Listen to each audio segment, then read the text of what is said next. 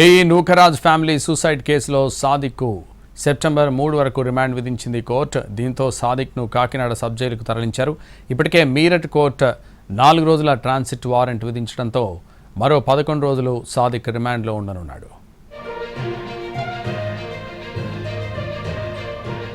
ఇదే విషయానికి సంబంధించి మరింత సమాచారం మా ప్రతినిధి సాయి సుధీర్ లైవ్లో అందిస్తారు. సాయి సుధీర్. సాదిక్ 14 రోజులు రిమాండ్ విధించింది మెజిస్ట్రేట్. సెప్టెంబర్ 3 వరకు మెజిస్ట్రేట్ విధించింది. ఆయన కాకినాడ సబ్ జైలుకు తీసుకుని వెళ్లారు పోలీసులు. అంటే ఈ మొత్తం ఎపిసోడ్కి సంబంధించి గతంలోనే ఈ నెల 21వ తేదీన మేరట్ కోర్టులో సాదిక్ను తీసుకున్నారు. మీరట్ కోర్టుకు తీసుకుని వెళ్ళారు పోలీసులు. దానికి సంబంధించి కూడా ట్రాన్సిట్ వారెంట్ విధించింది. 4 రోజుల పాటు ట్రాన్సిట్ వారెంట్ విధించింది.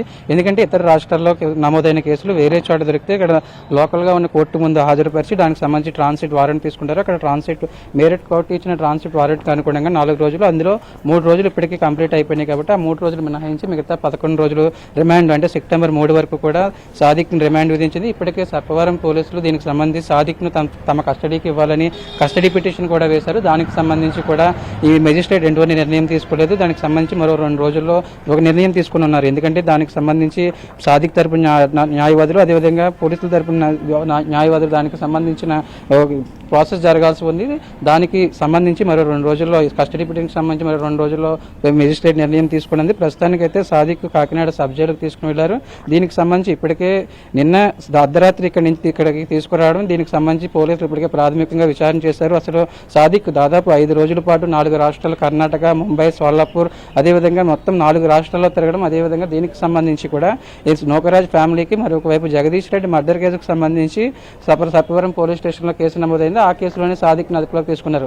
మరోవైపు నూకరాజు ఆ కుటుంబం సంబంధించిన సూసైడ్ కేసు రాజమండ్రి 2 టౌన్లో కేసు నమోదైంది. దానికి సంబంధించి రాజమండ్రి 2 టౌన్లో కేసు నడుస్తుంది. అయితే ఈ జగదీష్ రెడ్డి హత్యకు సంబంధించి గతంలోనే నూకరాజు సూసైడ్ లెటర్ రాయడం, ఆ తర్వాత జగదీష్ రెడ్డి తండ్రి భాస్కర్ రెడ్డికి తన కోడలు సౌజన్య రాసిందని మరో సూసైడ్ లెటర్ దొరికిందని, అందులో సాదిక్ తన భర్తను చంపాడని ఆమె పేర్కొందని చెప్పడం, దానికి సంబంధించి కూడా పోలీసులు ఆధారాలు సేకరిస్తున్నారు. టెక్నికల్గా అసలు ఈ మొత్తం ఎపిసోడ్కి సంబంధించి సీన్ రీకన్స్ట్రక్షన్ చేయాల్సి ఉంటుంది. సాదిక్ పాత్ర ఏ విధంగా ఉంటుంది, అదేవిధంగా సాదిక్ సహకరించిన నూకరాజ్ కుటుంబ సభ్యులు సాదిక్ ఎవరు సహకరించారు.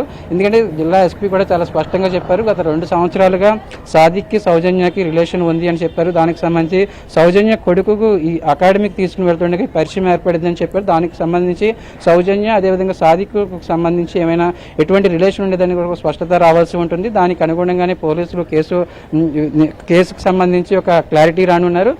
కస్టడీ పిటిషన్ తీసుకుంటే, ఒకవేళ సాదిక్ని కస్టడీ పిటిషన్ తీసుకుంటే సీన్ రీకన్స్ట్రక్షన్ జరగవచ్చు. ఎందుకంటే జూలై 2వ తేదీన ఈ సౌజన్య భర్త జగదీష్ చనిపోయాడు. అంతకుముందు 23 రోజుల పాటు కాకినాడ ప్రైవేట్ హాస్పిటల్స్లోనూ, అదేవిధంగా హైదరాబాద్ ప్రైవేట్ హాస్పిటల్లో ట్రీట్మెంట్ పొందాడు. అక్కడ కొంచెం కోలుకున్నాడు.